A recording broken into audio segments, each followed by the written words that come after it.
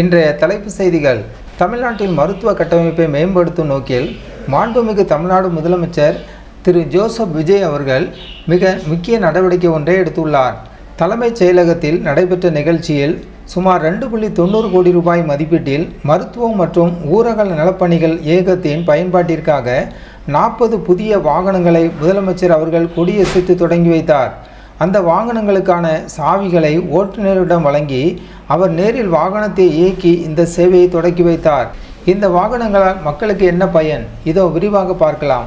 இந்த வாகனங்கள் வெறும் போக்குவரத்திற்காக மட்டும் வழங்கப்படவில்லை, மாறாக பொதுமக்களின் சுகாதார பாதுகாப்பை உறுதி செய்ய சில முக்கிய பணிகளுக்காக இவை பயன்படுத்தப்பட உள்ளன.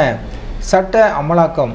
கருவுறுதலுக்கு முன் மற்றும் பின் பாலின தேர்வு தடை சட்டத்தை முறையாக பின்பற்றுவதை உறுதி செய்யவும், அரசு மற்றும் தனியார் மருத்துவமனைகளின் பதிவுகளை ஆய்வு செய்யவும் இந்த வாகனங்கள் பயன்படும்.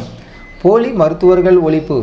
போலி மருத்துவர்கள் மீது புகார்கள் வரும்போது விரைவாக சென்று விசாரணை நடத்தி சட்டப்பூர்வமான நடவடிக்கை எடுக்க இந்த வாகனம் பெரிதும் உதவியாக இருக்கும். பேரிடர் கால சேவை.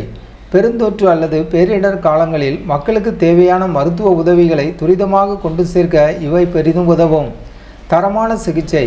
அரசு மற்றும் தனியார் மருத்துவமனைகளில் நோயாளிகளுக்கு சரியான சிகிச்சை அளிக்கப்படுகிறதா என்பதை கண்காணிக்கவும் இந்த நடமாடும் கண்காணிப்பு வாகனங்கள் உதவும். இந்த முக்கிய நிகழ்வில் மருத்துவம் மற்றும் மக்கள் நல்வாழ்வுத்துறை அமைச்சர் டாக்டர் கே.ஜே. அருண்ராஜ், தலைமைச் செயலாளர் முனைவர் மு. சாய்குமார், துறையின் அரசு செயலாளர் மரு. தாரோஸ் அகமது, கூடுதல் செயலாளர் மரு. எஸ். உமா மற்றும் மருத்துவம் மற்றும் ஊரக நலப்பணிகள் இயக்குனர் மரு. தக. சித்ரா உள்ளிட்ட அரசு உயர் அதிகாரிகள் பலர் கலந்து கொண்டனர். மருத்துவத்துறையில் வெளிப்படைத்தன்மையும் வேகத்தையும் கொண்டு வரும் முதலமைச்சரின் இந்த முயற்சியை பலரும் வரவேற்று வருகின்றனர். இதுபோன்ற செய்திகளை உடனுக்குடன் தெரிந்து கொள்ள நமது ஜனநாயகம் டிவி சேனலை சப்ஸ்கிரைப் செய்யுங்கள்.